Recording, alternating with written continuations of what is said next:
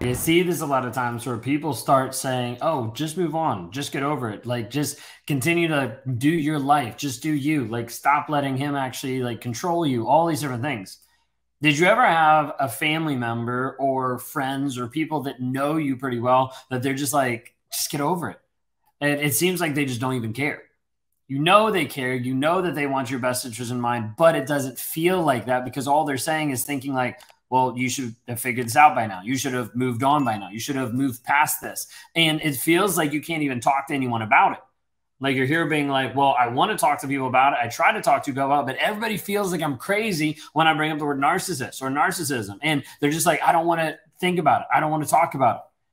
You might be at the place where you've run out of people to talk to because they don't get it. They don't understand. And their advice or their thought process or the things that they've said just seem really curt of like, well, he's toxic. You should probably leave. But it's a lot harder than that, isn't it? It's not just easy to walk away from someone that you've invested time, energy, money, space, love into this person. Like if you're watching this right now and you're like, hey, it feels extremely hard to be able to break free. It feels extremely hard to be able to get away from this person. Like type in me. You're like, I feel stuck. Type in me.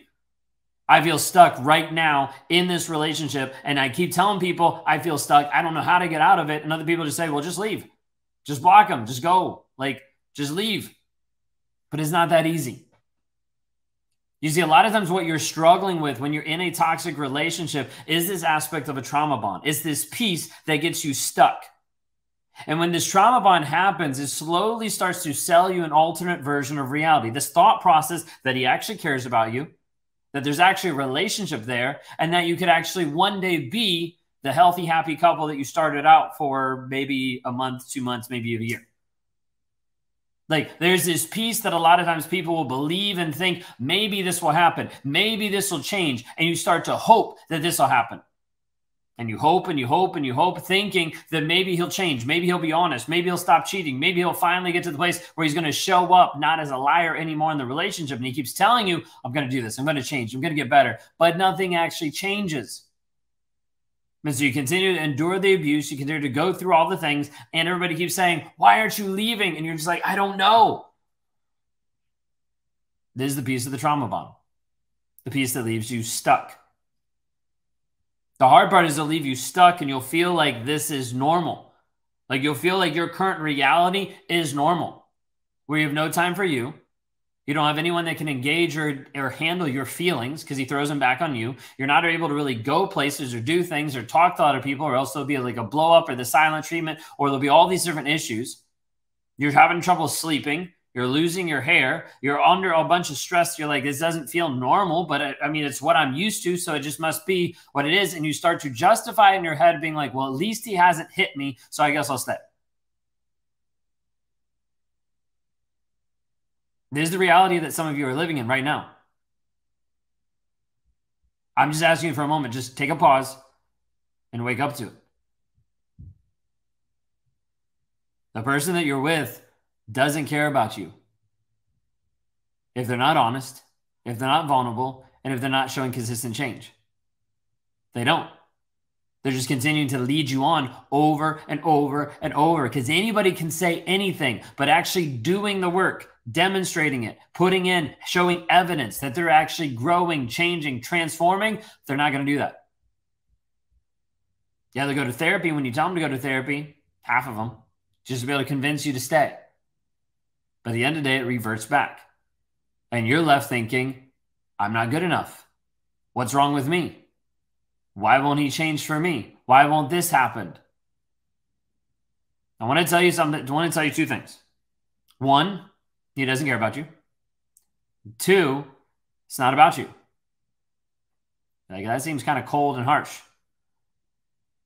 One, I need you to understand that he doesn't care about you based on what has been demonstrated. What have you actually seen? What is the evidence? What is the facts? Not his words. His words are a bunch of BS. The actual facts of the situation. What has been demonstrated? How has he demonstrated love? How has he demonstrated respect? How has he demonstrated loyalty? How has he demonstrated honesty? How are these things been demonstrated consistently in the relationship? If they're not, you don't have a relationship. The other piece, it's It's not all about you. And that feels kind of weird coming from me, doesn't it? Might kind of prickle some feathers. Because in the relationship, you'll start to believe if I was better, he would have loved me. If I'd given more sex, then he wouldn't have left me. If I would have shown up differently, if I would have changed something, then he wouldn't have done something. And I need you to understand that those are all false. What you would have put up with, or what you would have done, or what you would have allowed in the relationship would have only either prolonged or shortened the relationship, but it would not have changed the end result of how he was showing up. How many of you would say, hey, I've changed everything for the narcissist? Type in me in the chat.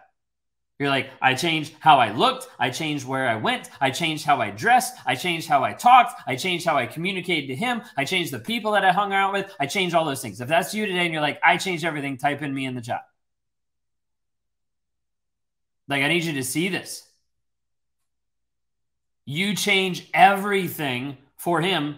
What does he change? Zero. Nothing. So when I'm saying it's not all about you, I'm not saying this in a mean way. I'm saying this a way of understanding. No matter how you change you, it will not change him. No matter what you modify in your life, it will not produce a transformation in his life. And the piece that I need you to understand is it wasn't when my wife left. It wasn't when she took our daughter. Wasn't when we almost lost the house. It wasn't when I lost my job. It didn't have anything to do with all of those things. So stop thinking that you can fix him. Stop thinking that you can get to the place of slapping him beside the head and he actually figures it out. Because I had all those things happen to me and I didn't figure it out. Because the main thing that was holding me back time and time and time again was that I was a liar. Was unwilling to tell the truth to my wife, to God, to coworkers, to family, but mainly to myself. And as a result, I stayed in the same place over and over. No matter what I would say and what I would do, it would all come out the same because I was a liar to myself. No one could change that. No one could modify that. Nothing was enough for anyone to do because I would just continue to show up as a liar over and over and over again. This is a piece you have to understand. In learning about the lies that I believe and learning that my reality was shaped by the things I was telling myself that were false, I had to wrestle with that for months until I got to the place where I had to let go. To let go of the lies that have been controlling me and being in the driver's seat for such a long period of time. To let go and say, I'm no longer going to have the stories, the thought process, the lies, the things in my mind control me and actually show up in a place of honesty and truth. This is what I'm about. This is what I lead. This is how I live. I'm trying to bring you to a place of understanding the truth of the situation. So that's why I said initially, he doesn't care and it's not all about you. Because I'm speaking from a different frame of reality than what most of you come to the table with. I'm speaking from a place of, hey, I understand it from this place. I did not care what happened. I was right. I was good. I was the person. I was the victim. All these things, all these lies had to go into my head. And until I was willing to acknowledge the lies in my life, I would perpetuate the same cycle over and over and over again.